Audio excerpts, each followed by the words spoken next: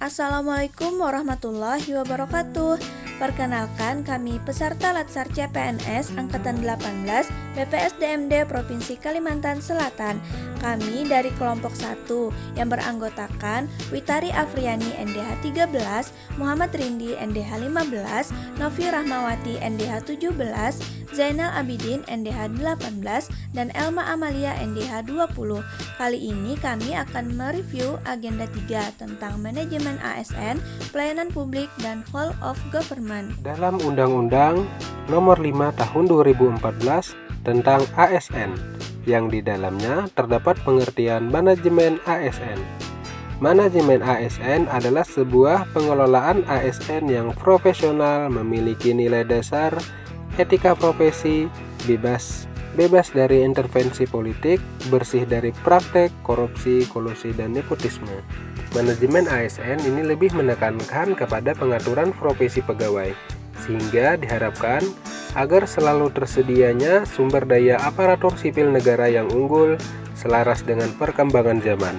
Adapun peran ASN yang pertama sebagai pelaksana kebijakan publik, yang kedua sebagai pelayan publik, yang ketiga sebagai perekat dan pemersatu bangsa. Kemudian ada prinsip pelayanan publik. Di sini terdapat 9 prinsip. Yang pertama, partisipatif, yaitu dalam penyelenggaraan pelayanan publik yang dibutuhkan masyarakat, pemerintah perlu melibatkan masyarakat dalam merencanakan, melaksanakan, dan mengevaluasi hasilnya. Yang kedua, transparan. Pemerintah sebagai penyelenggara pelayanan publik harus menyediakan akses bagi warga negara untuk mengetahui segala hal yang terkait dengan pelayanan publik yang diselenggarakan, seperti persyaratan, prosedur, biaya, dan sejenisnya. Masyarakat juga harus diberi akses untuk mempertanyakan dan menyampaikan pengaduan apabila mereka merasa tidak puas dengan pelayanan publik yang diselenggarakan oleh pemerintah. Yang ketiga ada responsif, yaitu penyelenggaraan pelayanan publik pemerintah wajib mendengarkan dan memenuhi tuntutan kebutuhan warga negaranya, seperti mekanisme penyelenggaraan layanan, jam pelayanan, prosedur, dan biaya penyelenggaraan pelayanan. Yang keempat, tidak diskriminatif. Sebagai pelayanan publik, tidak boleh membedakan antara satu warga negara dengan warga negara yang lain atas dasar perbedaan identitas warga negara. Yang kelima, mudah dan murah. Untuk memperoleh layanan yang masyarakat butuhkan, harus diterapkan prinsip mudah. Artinya, berbagai persyaratan yang dibutuhkan tersebut masuk akal dan mudah untuk dipenuhi. Kemudian murah. Artinya, biaya yang dibutuhkan oleh masyarakat untuk mendapatkan layanan tersebut terjangkau oleh seluruh warga negara. Yang keenam, efektif dan efisien, yaitu penyelenggaraan pelayanan publik harus mampu mewujudkan tujuan-tujuan yang hendak dicapainya.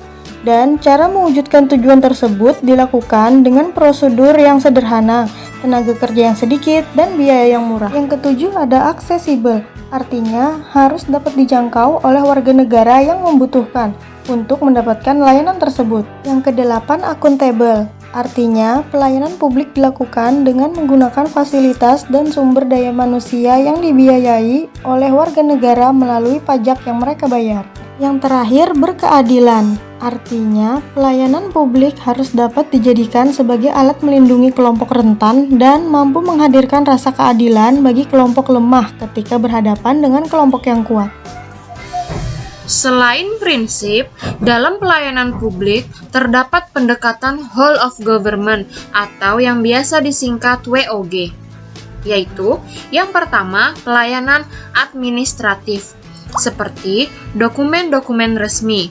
Yang kedua, pelayanan jasa, seperti pendidikan dan kesehatan. Yang ketiga, pelayanan barang, bisa berupa jalan raya ataupun listrik. Dan yang terakhir, pelayanan regulatif, seperti peraturan daerah dan undang-undang.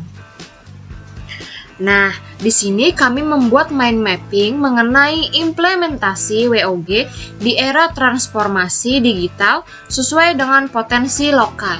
Yang pertama, definisi pendekatan WOG. Pendekatan WOG merupakan sebuah pendekatan yang mengintegrasikan upaya kolaboratif dari instansi pemerintah untuk menjadi satu kesatuan menuju tujuan bersama.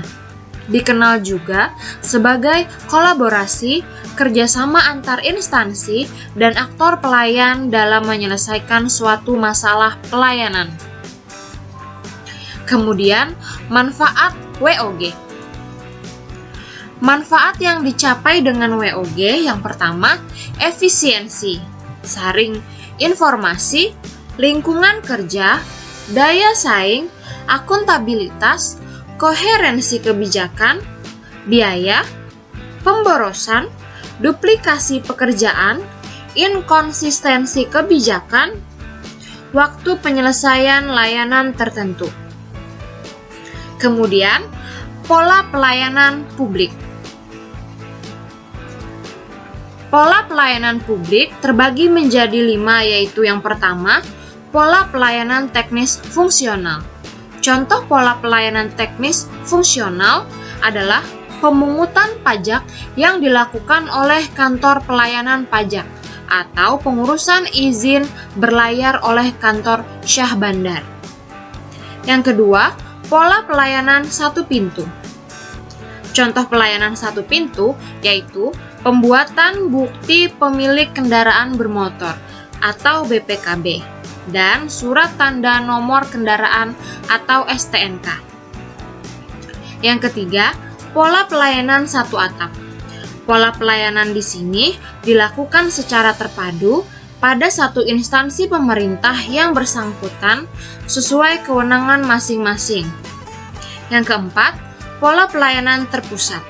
Contoh pola pelayanan terpusat adalah pengurusan paspor oleh kantor imigrasi dan pengurusan akte kelahiran oleh Dinas Kependudukan dan Catatan Sipil atau Dukcapil. Dan yang terakhir, pola pelayanan elektronik, yaitu pola pelayanan yang menggunakan teknologi informasi dan komunikasi yang merupakan otomasi dan otomatisasi pemberian layanan yang bersifat online. Yang terakhir, tantangan praktik WOG. Ada 3. Yang pertama, kapasitas SDM dan institusi. Yang kedua, nilai dan budaya organisasi. Dan yang ketiga, kepemimpinan. Berikut ini adalah implementasi dari manajemen ASN, pelayanan publik, dan whole of government. Selamat menyaksikan. Implementasi WOG. Penerapan WOG sudah dan sedang dilaksanakan oleh pemerintah Kabupaten Banjar.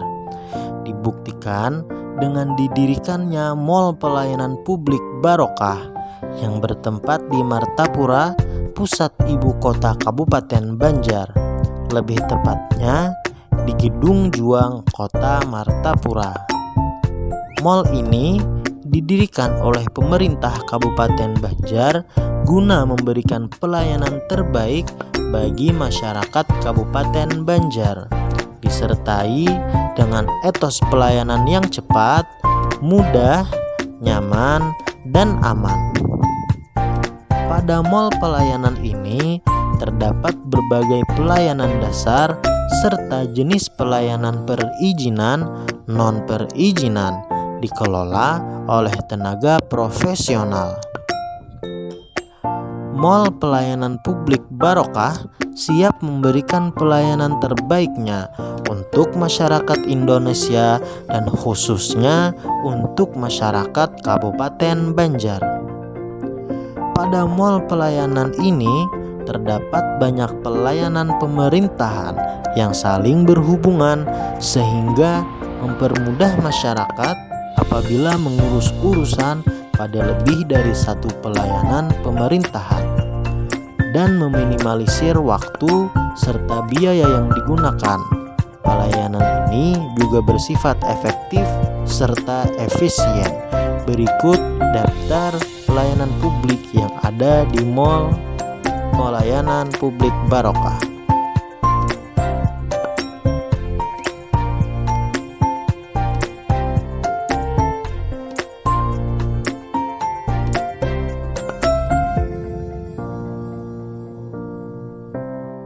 Itulah tadi implementasi WOG di daerah Kabupaten Banjar. Sekian review agenda 3 dari kami. Salah hilap mohon maaf. Wassalamualaikum warahmatullahi wabarakatuh.